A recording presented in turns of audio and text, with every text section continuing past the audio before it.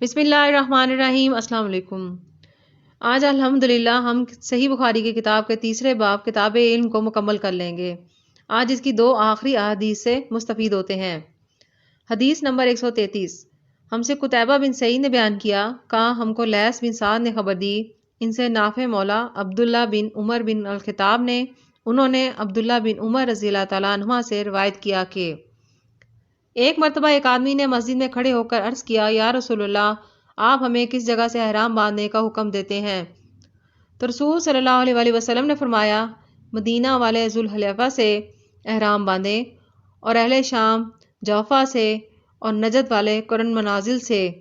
ابن عمر رضی اللہ تعالیٰ عنہما نے فرمایا کہ لوگوں کا خیال ہے کہ رسول صلی اللہ علیہ وسلم نے فرمایا کہ یمن والے یلملم سے احرام باندھیں، اور ابن عمر رضی اللہ تعالیٰ عنہما کہا کرتے تھے کہ مجھے یہ آخری جملہ رسول صلی اللہ علیہ وسلم سے یاد نہیں۔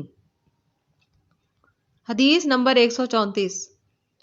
ہم سے آدم نے بیان کیا، کہا ان کو ابن ابی ذئب نے نافع کے واسطے سے خبر دی، وہ عبداللہ بن عمر رضی اللہ تعالیٰ عنہما سے روایت کرتے ہیں، وہ رسول صلی اللہ علیہ وسلم سے، اور دوسری سند میں زہری سالم سے، کہا وہ ابن عمر رضی اللہ تعالیٰ عنہما سے، وہ نبی کریم صلی اللہ علیہ وسلم سے روایت کرتے ہیں کہ ایک شخص نے آپ صلی اللہ علیہ وسلم سے پوچھا کہ احرام باندھنے والے کو کیا پہننا چاہیے؟